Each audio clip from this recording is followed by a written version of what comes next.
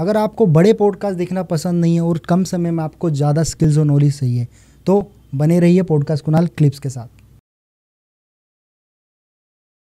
इसीलिए सब मैं बोलती हूँ सबकी इज्जत करनी। आपके लिए कौन है भगवान, कैसे नज़रिए से देखते हो आप? मेरे लिए भगवान एक एनर्जी है जो इस वक्त मेरे साथ है। मैं आपको अभी अपना एक इंसिडेंट बताऊंगी। भगवान मेरे लिए एक एनर्जी है। जब मुझे और अपनी एनर्जी को रोज रोज नहीं मांगना चाहिए। हाँ हाँ आजा तू मेरे पास आजा, मैं ये हूँ, मैं दुखी हूँ, मैं परेशान। हमेशा अपनी गाथा मत गाओ। जब आपको लगे कि हाँ अब मुझे तेरी ज़रूरत है तब वो आते हैं, और इसी को मैं कहती हूँ यही असली भगवान है। आपके अंदर आप सारा दिन किसी चीज़ की डिमांड नहीं कर सकते, आप सारा दिन मांग नहीं सकते मेरा ये हो गया, मेरा वो हो गया। भगवान के पास इतना टाइम नहीं है, इतनी करोड़ों की जनता बैठी है। आप मांगो भी इस तरीके से कि उसे आना पड़े। ये मैं कहती हूँ बिलीफ सिस्टम इन गॉड। एक बार मांगो ऐसा। हाँ एक बार ऐसा मांगो। अब इसका एग्जाम्पल लो ना आप। द्रौपदी की किस चीज़ की कमी थी उसके पास? कितना कृष्ण जी को वो कितना पूछती थी। आप तो कृष्ण जी को बहुत मानते हो, आपने बताया आपके इष्ट देव हैं कृष्ण जी, तो आप बहुत मानते हो। द्रौपदी कभी कुछ नहीं मांगा जिंदगी में, कभी कुछ नहीं मांगा क्योंकि सब कुछ था। और बहुत सारे लोग सब कुछ होने के बाद भी कहते हैं हाय भगवान, हाय भगवान, हाय भगवान। भगवान भी कंफ्यूज है मैं करूं क्या। तो द्रौपदी ने जब उनके ऊपर चीरहरण हुआ, आप देखो कितनी, मतलब इसको मैं थोड़ा सा इमोशनल अपने आप से कनेक्ट भी करती हूँ, कितनी अजीब बात है। लोग बुरी चीज के लिए नहीं उठ रहे, जो गलत हो रहा है उसके लिए नहीं उठ रहे, तो किसको आना पड़ा? भगवान को। इंसानों की इतनी औकात नहीं है कि तुम्हारी बहू का, तुम्हारी बेटी का, तुम्हारी लड़की का चीरहरण हो रहा है कि उठकर बचाएं, और सब मजा ले रहे हैं बैठे हैं। किसी के अंदर इतनी हिम्मत नहीं है। इतने बड़े वो हो गए, इतने बड़े योद्धा हो गए। मतलब मैं इस चीज को अपने लिए कनेक्ट कर रही हूँ, मैं कोई ऐसे नहीं सोच रही। पूरा जीता जागता समाज का सिनेरियो है, एक एग्जाम्पल है हम सब के लिए। लेकिन सब बैठे हैं, कोई नहीं आया। लेकिन द्रौपदी ने आवाज पुकारी, भगवान श्री कृष्ण आए और उन्होंने ऐसी लीला रची, सबको जवाब मिल गया कि धरती पर तो मैं ही राज करूंगा।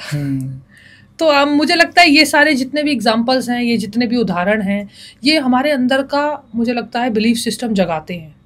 और जिनका जग जाता है अच्छी बात है, जिनका नहीं जगता फिर वो ये सोचते हैं कि वो नास्तिक हो जाते हैं, हम नहीं मानते। मैं आपको गारंटी के साथ कहती हूँ, आप इस कप को ही ले लो, आप 20 साल तक इसको पूजा करते रहो, इसमें एनर्जी आ जाएगी। मैं शर्त लगाने के लिए कि एनर्जी, ये खुद साइंस भी मानता है कि हमारे अंदर ही है। हम जिस तरीके से एनर्जी देते हैं वैसे ही हमें मिलती है। जैसे आजकल बहुत सारे लोग कहते हैं ना कि यार उसके पास इतना सब कुछ है, इसने कैसे तो प्राप्त किया होगा। हाँ किया होगा, बिल्कुल किया होगा, तभी तो है। उसे कहते हैं गुप्त ज्ञान। गुप्त तो चीज़ों को गुप्त रखना भी ज़रूरी होता है। कोई चीज़ अगर आपके पास है, उस चीज़ का गुरूर मत करो, उस चीज़ को प्यार से अपने पास, ना ज़्यादा उसको शेयर करो, ना ज़्यादा उसको शेयर करो। तो एक बड़ा अच्छा एग्जाम्पल है कि एक आदमी 20 साल तक एक पहाड़ तोड़ रहा था, 20 साल तक। उस आदमी ने जिद लगा ली कि पहाड़ रास्ता नहीं दे रहा, तो उसने 20 साल उस पहाड़ को तोड़ा। तो पहाड़ ने ही हाथ जोड़ लिया, भाई तुम, मैं तेरे रास्ते से हट रहा हूँ। देखो आप इंसान में कितनी ताकत है, बिलीफ सिस्टम कितना ज्यादा काम सिर्फ एक हथौड़ा, और उससे सिर्फ एक हथौड़े 20 साल बहुत होते हैं। 20 साल 20 दिन नहीं होते। 20 सालों में तो पता नहीं दुनिया इधर की उधर हो जाती है। कोई तो टपक भी लेता है। कोई नहीं, बहुत। हाँ, तो बिलीफ सिस्टम देखो आप। तो पहाड़ ने ही हाथ जोड़ लिए कि तू जा, मैंने तेरा द्वार खोल दिया। तो आई थिंक हमें अपना मन सच्चा और पक्का करने की जरूरत है। Nothing is impossible. और जहाँ हनुमान जी है, मैं तो कहती हूँ कुछ इम्पॉसिबल हो ही नहीं सकता। आपने कभी दर्शन किए हनुमान जी के? हाँ बिल्कुल किए हैं। ये बताना है। मैं चाहता हूँ कि लोग, क्योंकि मुझे लगता है शायद सबका नज़रिया अलग है उनको देखने का।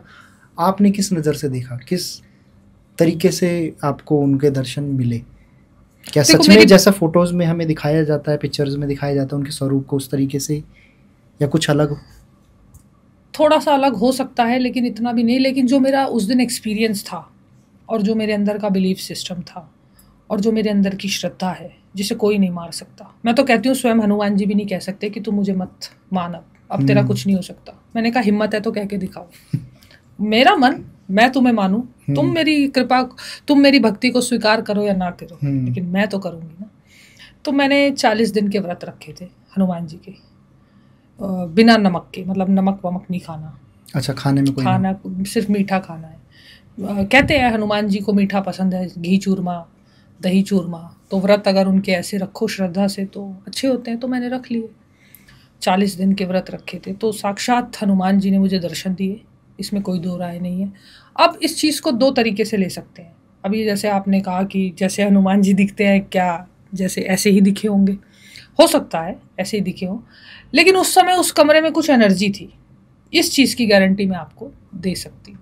एनर्जी मतलब ऐसी एनर्जी जिसने मुझसे कहा कि मैं तेरे साथ हूँ, तू टेंशन ना ले, मैं तेरे आस पास हूँ, तूने मुझे जीत लिया।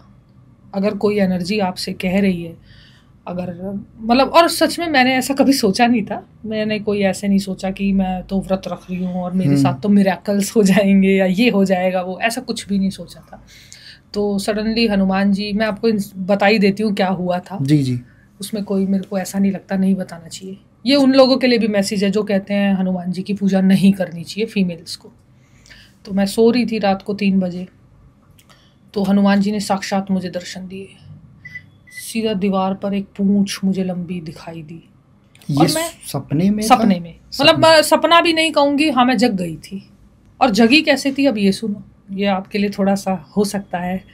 मैं पलट के सो रही हूँ, हनुमान जी की मतलब अब एक एनर्जी की आवाज़ बोल सकते हो आप, हनुमान जी की थी या नहीं थी मुझे नहीं पता। एनर्जी ने बोला कि मैं आ गया हूँ, तू सो रही है, मैं आ गया हूँ। तो मैं एकदम से उठ गई।